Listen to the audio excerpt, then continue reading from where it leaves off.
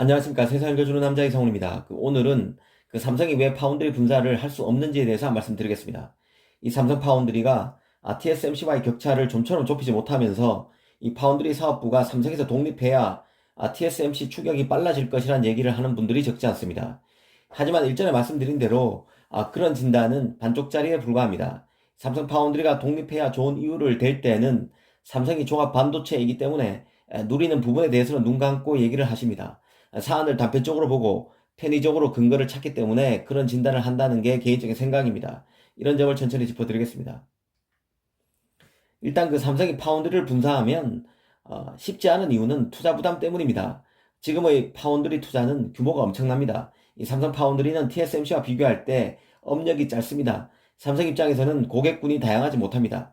빨리 시장에 자리 잡으려면 미세 공정 위주의 대형 팹리스와 관계를 트는 식으로 갈 수밖에 없습니다. 백화점식으로 구공정으로 불리는 레거시 공정부터 최첨단 공정까지 두루 운영하는 TSMC와 접근법이 달라야 한다는 뜻입니다. 이는 기하급수적으로 투자비 상승을 동반할 수밖에 없습니다. 가령 ASML의 노광 장비인 EUV 장비는 한 대에 1,500원에서 2,000억 원 가까이 합니다. 그런데 ASML은 작년인 2020년의 경우 이 EUV 장비를 35대 정도 만들었습니다. 원래는 45대 정도 만든다고 하는데요. 이 45대 EUV 장비 가운데 삼성이 한 15대 정도를 가져갔다고 가정해 보겠습니다. 여기에 들어가는 돈만 2천억 원으로 한 대를 가정했을 때 3조 원에 이릅니다. EUV 투자에만 3조가 있어야 한다는 뜻입니다. EUV 투자 외 장비 투자 그리고 R&D 비용, 추가적인 라인 증설 등을 감안하면 투자 비용은 크게 늘어납니다. 원래 삼성이 미국 텍사스 등의 파운드를 짓는데 170억 달러, 하나로 19조 원 얘기가 나오고 있습니다. 이 자금은 물론 한 해에 다 투자하는 자금은 아닙니다. 여기에는 EUV 장비 투자도 들어가 있을 것입니다. 그래도 어마어마한 돈입니다. 시장에서는 통상 삼성이 연간 9조에서 10조 원을 파운드리 설비 투자에 쓰는 것으로 추정하고 있습니다. 기존 생산 라인의 증설, 가령 텍사스의 오스틴 라인 증설 등도 더해지면 많을 때는 한 해에 10조가 넘어서 한 12조 원까지 투자할 것으로 보는 게 바로 삼성 파운드리입니다.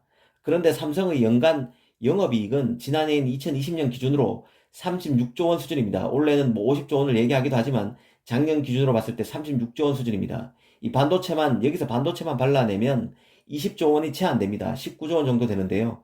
이 삼성의 경우 반도체에서 메모리 매출 비중이 70%를 훨씬 넘습니다. 비메모리 중에서도 파운드리만 발라내서 영업이익을 추정해보면 많아야 2조가 될까 말까일 것입니다. 이런 수준으로 한 해 10조 원의 파운드리 투자가 가능할 수가 없습니다. TSMC의 경우 원래 280억 달러, 하나로 30조 투자 얘기가 나옵니다.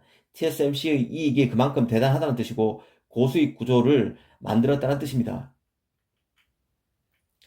삼성의 경우 지금 파운드리가 TSMC를 따라가 붙을 수 있는 것은 삼성 메모리가 있기 때문이고 삼성의 스마트폰, 반도체, 가전이라는 탄탄한 사업 구조가 있기에 가능한 것입니다. 단순히 분사했을 경우 삼성 파운드리가 현재 만들 수 있는 이익 대비 투자 규모만 놓고 보면 삼성 파운드리는 분사 즉시 TSMC를 따라갈 인프라를 구축하지 못한다는 것을 알 수 있게 됩니다.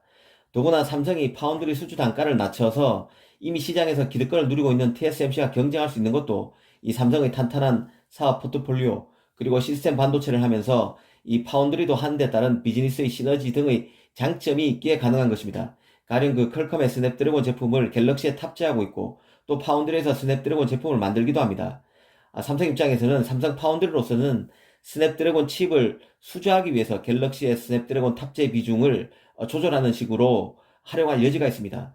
특히 메모리와 파운드리를 모두 하기 때문에 장비 투자에 따른 부담을 덜 수 있고 기술적으로도 서로 도움이 될 만한 부분이 적지 않습니다.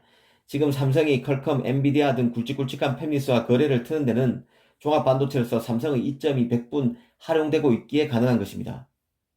이런 점은 도외시하고 단순히 칩을 맡기는 팹리스와 경쟁하지 말아야 한다는 단순 논리로 파운드리를 분사시켜야 한다는 주장은 한쪽 눈은 감고 불리한 것만 끌고 들어와서 이를 개선하려면 분사해야 한다고 주장하는 것에 불과합니다.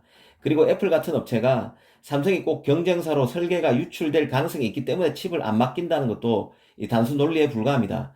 그럼 엔비디아, 인텔 같은 곳은 삼성이 지금 경쟁자가 아니어서 그리고 미래의 경쟁자가 될 가능성이 아예 없어서 칩을 맡기는 것일까요? 그건 아닐 것입니다. 오늘은 삼성 파운드리 분사가 왜 설득력이 떨어지는 데에 대해서 더 짚어봤습니다. 감사합니다.